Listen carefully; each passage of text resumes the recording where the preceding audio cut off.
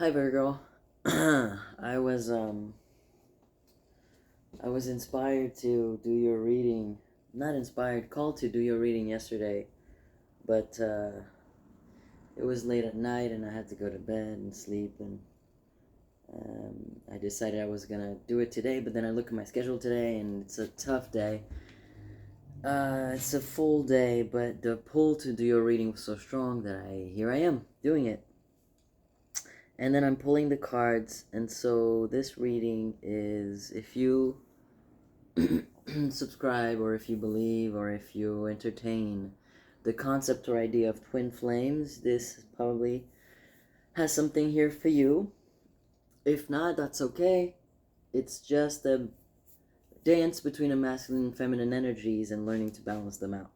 So, as always, there's two storylines here on the table. One could be the feminine, one could be the masculine. One could be two different perspectives on the same topic. One could be two different past lives merging now to work themselves out. So cute. Or these could be two entirely different things that don't have to do with each other, but I highly doubt it. Because I've already seen the cards and I've already meditated over them. So, first storyline, we have leaving or travel or love life. Okay, so this could be a person coming towards you, or this could be your a romance showing up in your life soon, or already has, depending on where you're at. This could be a past life where you might have been in a relationship and one of you had to leave, and that's where it ended, and now maybe things are picking back up. Or this is the end of a relationship and you're leaving said relationship, or you're both moving together to a different place, different country, different state, different house, whatever. We'll see. We'll see. So, okay. Right. So it's the Birth for reversed and the Queen of Keys reversed. Yeah, so the Birth and the Queen of Keys reversed, so that's not a good time to start something new yet. So maybe this person isn't quite coming towards you, or maybe you've been feeling like it's time, and this is telling you maybe there's a delay. There it is. There's a delay to a coming together, or a parting, or a new situation. And then the Queen of Keys reversed says that there's a person that's not making a movement, that's not making there's an energy that hasn't moved yet, that hasn't realized or hasn't had the right epiphany to be able to take this project along. Oh, by the way, this birth card has a woman and two children, one boy and a girl, and a dog that I can see now. In case that's of any meaning to you. And the Queen of Keys is just one woman. One woman. Is it reversed? This isn't right. I don't know why. I don't usually do that, so maybe that has some significance to you. So anyway, the woman is looking away from the family. So maybe it's pointing that this feminine energy is the one that isn't seeing, or hasn't been able to start this new project, or something like that. Let's see. Let's keep going with the story. Or conjunction and white salt. Okay, yeah. So for something to come together and have the process of balanced and dark and light and unity within the self, there's a piece of wisdom that's missing. So this could be within the relationship, or this could be within the one person, or this could be within the two people. Obviously, we are talking about twin flames, so everything is a mirror and reflects, as everything else in life. But twin flames is more of a quantum entanglement, I guess, is what the words could be. So why salt here in conjunction? So this is the unity and um, the light and dark working together to form everything. And then the white salt is like that wisdom that you get from having lived enough and having all the information you want. So you live, you experience, you understand, and then you integrate it, and then that's when wisdom comes. You have to become the thing for wisdom to be applicable. So that says that you've had enough life and you have everything you need. Oh God, to get this thing, to get yourself into balance. Now, say hi to my cat Lenny. Here, so 3 cards came out. I only mean to pull 2, but a third one popped out as well. I'm gonna have to move him. So the upper world, the fire, and the staff card. Isn't that beautiful? Red and blue again. Hello polarity, and then there's a dark card. That could tell you there's a part of the shadow that's not yet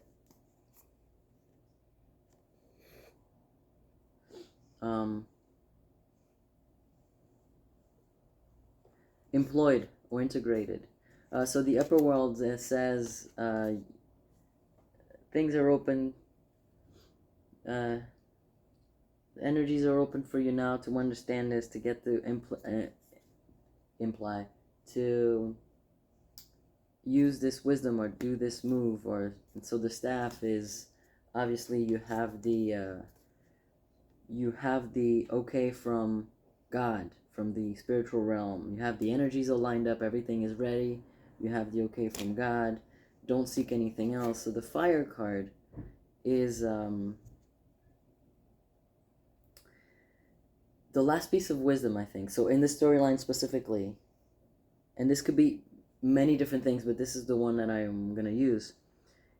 This part of you that you still need to implement and integrate within yourself is that part of you that reacts. It's that passion part. So when somebody pisses you off, maybe you're fast to react, maybe you're fast to think negative, maybe you're fast to get pissed or distance yourself, or whatever it is that you do when things are uncomfortable and things aren't working out for your benefit the way that you want them to do.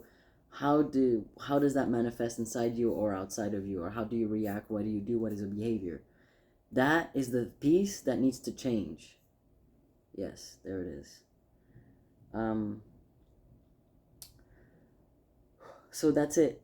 For you to have a brand new beginning within this relationship, or for this relationship to show in your life, the piece that you need to work on is balance yourself out so well and cleanse yourself enough that when things show up that make you feel uncomfortable, that piss you off, that irritate you, frustrate you, any kind of trigger to your ego, that you could still fall into the patterns of acting on it. So this could also be a scarcity mindset. Anything that, gives you an opportunity to act on something, needs to be cleansed a little bit more or fully. Usually it's just a little bit more, to the point where now you have control over them. They don't control you. You get to choose whether or not you fall back into the pattern. It's less of a unconscious, or like it's too hard for you to say no type of energy. All right, second storyline: imprisonment or slavery and phobias. Maybe your phobias keep some of your fears keep you obviously stuck. Yeah, your fears take away your right to freedom, or like free will, because it's so much stronger than you. Or you have fear of losing your freedom. Who wouldn't? Well, actually, don't say that. No, don't say who wouldn't, because you don't know. You don't know what's out there. Literally everything and anything is possible and exists.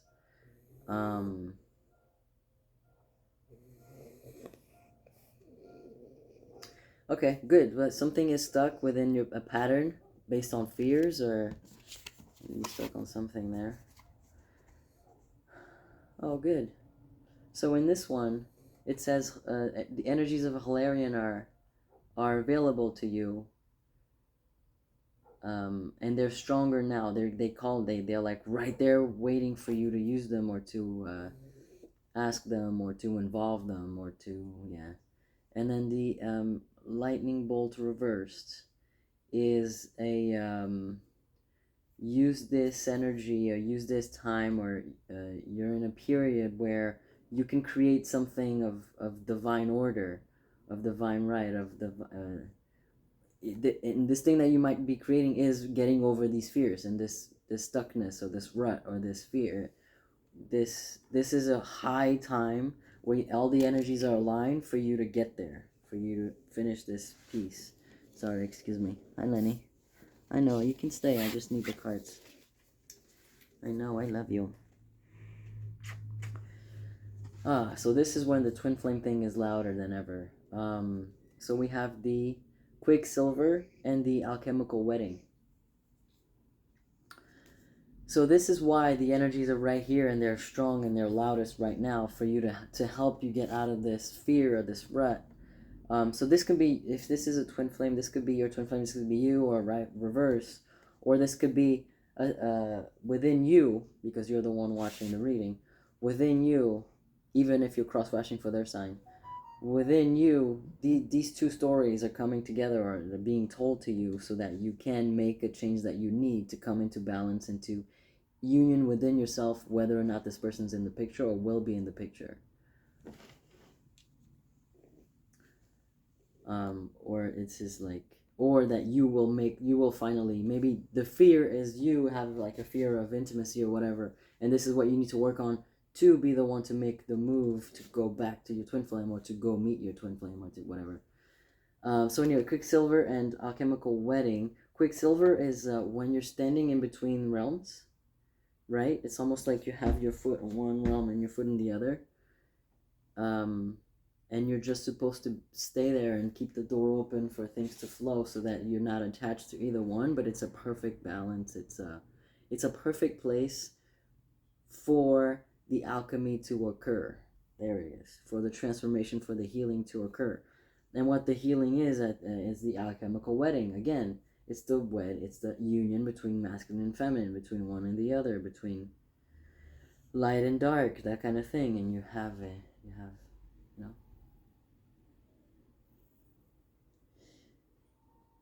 yeah. So all the energies are here now for this union of light and dark, for this phobia to come out of you, to be worked on and released, purged, or just integrated. The last two cards here are the Ghost Dance and Magic. So the Ghost Dance is oh wow, that's new. So the Ghost Dance is when you're still implementing, and we're still living with like an ancestral pattern, or ancestral fears, or fears that come from past lives, or um, but this is a strong card of ancestry from the words used in this deck, in this symbolism. Um, but it's either you can't see it, one, either it's so enmeshed in you that it's hard to see, ghost energy, and um, or it's almost gone. You're almost done working through those energies. And then the magic card is that push of like, do you remember who you are, like that you are a sovereign being, who everything around you is there for you, that you can use, and that you can get messages from, and that you can get help with. Or if it's a scarcity mindset, remember when you were a kid, you weren't really thinking about what you needed. You just had what you had, and you did what you could with what you had. um remember that, remember that. So maybe, God, I would love a little bit more Like, but I know it's gonna be different for everybody. So I want to I want one storyline, but obviously it could be so many for different people watching this. Um, no, this is not. Yeah, no, the answers are not gonna be. Could be anything. All right, fine. For some of you, it's scarcity mindset. I'm gonna get two storylines then, and I'll give two examples. For some of you, it's the scarcity mindset, and for others of you, scarcity mindset is. For others of you, there it is.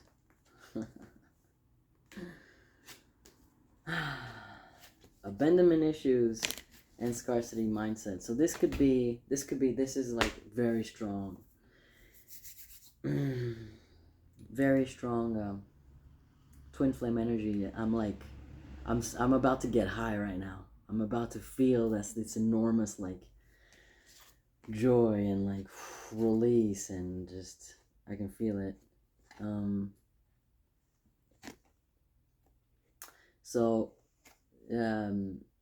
So the two themes here that came out is scarcity mindset. So maybe one of you or both of you are experiencing hardships with your finances, and you just can't get to the next level of quality of life, of being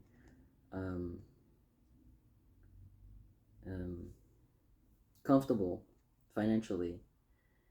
And then one of you or both of you have a fear of abandonment or fear of support from other people, like being let down, or like you have a hard time trusting, or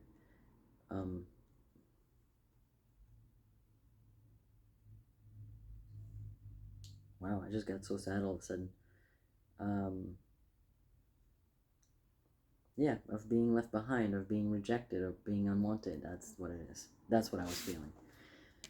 Being unwanted.